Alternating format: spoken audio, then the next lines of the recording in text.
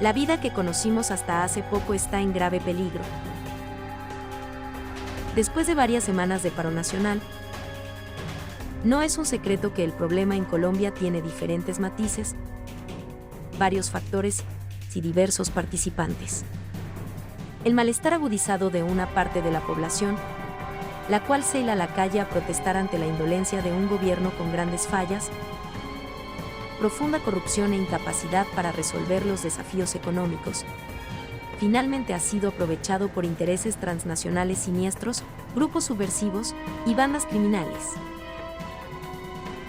El gobierno actual, y sobre todo el Senado, están compuestos en su mayoría por personas que denotan una pobre o inexistente gestión pública, desconectada de la realidad nacional. No es necesario profundizar mucho en el tema, para darse cuenta que todos estos actores están pescando en un río revuelto. Las víctimas de este drama son, entre otros, los indígenas y los más pobres que juntos salen a protestar buscando un cambio. Por otro lado, la clase media trabajadora que ha perdido sus medios de ingreso. Rematando con miles de jóvenes estudiantes, quienes en una gran parte han sido adoctrinados durante años inyectándoles odio por parte de algunos educadores que profesan ideologías de extrema izquierda. Muchos de estos jóvenes convencidos, unas veces reclutados y otras coaccionados por ciertos grupos, salen a protestar y a delinquir, sin importar que sean utilizados literalmente como carne de cañón. Las evidencias apuntan a que varias facciones de los protestantes tienen infiltradas a bandas de criminales organizados, las cuales reciben dinero para destruir la infraestructura y obstruir vías públicas. Con esto buscan poner en jaque a la ciudadanía, evitando que ésta reciba alimento, combustible, medicinas, además de no poder salir a trabajar. Todo esto ocurre en medio de una economía absolutamente vulnerable que recién salió del aislamiento debido a la pandemia. Esta situación ha sido tan pésimamente manejada que ahora el gobierno está impulsando la iniciativa de la reactivación económica, precisamente en el momento más grave de la pandemia. Estas medidas son meros paños de agua tibia que solo buscan diluir en parte el malestar general que a todos nos ha acompañado. Mientras todo esto sucede, la mayoría de los empresarios e industriales, quienes tienen mucho que perder, se autoengañan con la esperanza de que esto se va a resolver solo. Es normal verlos como se quejan y señalan responsables en las redes sociales, mientras siguen esperando a que se llegue a una negociación entre el gobierno y quienes siguen activando el paro y los bloqueos.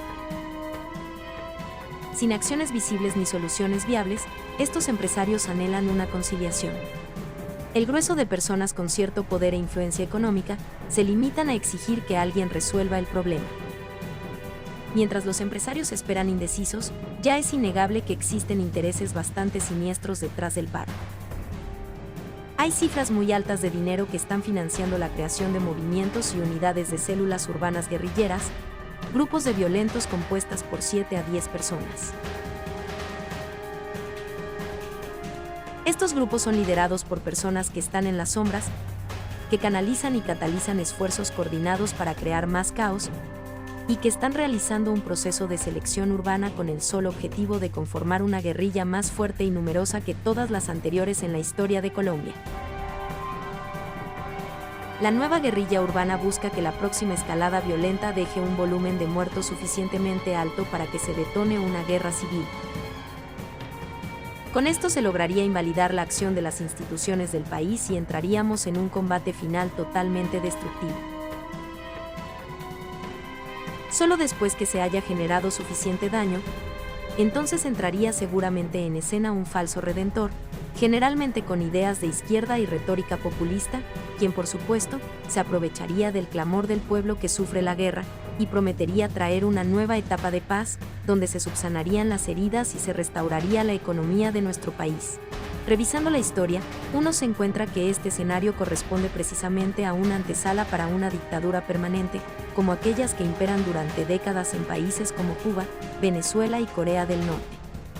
La desinformación es endémica, incluso entre personas que tienen acceso a variadas fuentes de información, quienes tienen cargos directivos empresariales. Esto a pesar que precisamente son ellos los idóneos para unirse y darle una salida a esta coyuntura. A pesar de toda la evidencia disponible, la mayoría de los empresarios aún no logran ponerse de acuerdo en un plan de acción. Afortunadamente, existen expertos especializados, quienes con su experiencia y capacidad de acción pueden contrarrestar y neutralizar eficazmente a aquellos que sí están bien organizados para tomarse el poder mediante la vía del engaño o utilizando la violencia. Las soluciones existen, solo que a veces no las podemos ver porque éstas están afuera de la zona de confort de la mayoría de las personas.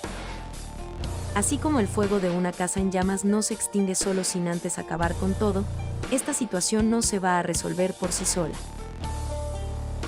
A todo esto se suma el agravante de nuestro letargo para entrar en acción de forma inmediata. Muchos empresarios tienen la firme intención de organizar algo y en medio del desespero, incluso consideran apoyar la vía del hecho. Claramente estas iniciativas no conducen a ningún resultado que detenga la avalancha de violencia y desacato a la institucionalidad. Esto es seguirle el juego a los criminales que destruyen y por otro lado solo logra empeorar la situación. La etapa para realizar diagnósticos ya pasó. Ahora se requiere poder activar soluciones. Pero entonces, ¿quién tiene soluciones? Mientras el grueso de la población solo se dedica a quejarse, a criticar, a denigrar de los procesos que vive el país, y casi nadie parece tener realmente una idea clara de qué hacer, hay quienes sí tenemos un abanico de soluciones bien estudiadas y fundamentadas en estructuras viables dentro del marco legal colombiano. Este tipo de soluciones no requieren de científicos, ni tampoco de militares. Mucho menos se requieren contratar agencias especializadas de otros países. Las soluciones propuestas por nuestro equipo de trabajo son pragmáticas, factibles y contundentes. ¿Y de qué se tratan estas soluciones? Se requiere de un seguimiento coordinado y liderado por una organización especializada que analiza y procesa información y a su vez articula procesos legales entre varias instituciones. Obviamente todo se apoya en una estructura legal disponible para salvar el país. Estas soluciones se basan en una estrategia que ya ha sido probada. Estas contemplan activar el apoyo de organismos como la Corte Penal Internacional y tomar ventaja de mecanismos judiciales del gobierno norteamericano, el cual ya ha expresado su voluntad en colaborar para apoyar una solución al conflicto. ¿Cómo funcionarían estas soluciones? El primer paso requiere la activación de un equipo interdisciplinario que levante y conjugue información relevante de forma rápida, el cual active mecanismos jurídicos internacionales para procesar y extraditar funcionarios corruptos, criminales, terroristas, y judicializar con eficiencia a todo aquel que destruya la democracia, que ataque los derechos y amenace la seguridad de los ciudadanos de bien. Esto se logra mediante una integración de varios elementos conjugados bajo el marco de una veeduría ciudadana. Esta apalancaría su desempeño utilizando información y evidencias de primera mano, y con esto se crearían campañas de denuncia y concientización ciudadana en redes sociales, todo amparado en datos y hechos validados. Se realizaría un cruce permanente de información de bases de datos tipo Big Data, además del uso de tecnologías de Internet para el análisis de perfiles psicográficos que permitan detectar patrones de comportamiento corrupto y criminal. Todo lo anterior complementado con sendos procesos penales ante la Corte Internacional y el mecanismo de la extradición hacia cárceles de máxima seguridad en Estados Unidos. Esto finalmente permite crear las condiciones de transparencia necesaria para que se geste un nuevo y verdadero pacto social participativo. La propuesta responde a los 11 principales problemas que tiene nuestro país. Y su metodología básica para resolver esta situación está basada en los principios de libertad, justicia, verdad y transparencia. Todos sus componentes son importantes y requieren ponerse en práctica para asegurar que sea altamente efectiva. Parte de la propuesta incluye soluciones para reactivar la economía, para solucionar problemas de movilidad y transporte, para garantizar la transparencia judicial y de las fuerzas del orden, al igual que resuelve la burocracia excesiva que está desangrando al país. Ya existe un marco legal para poderlo ejecutar.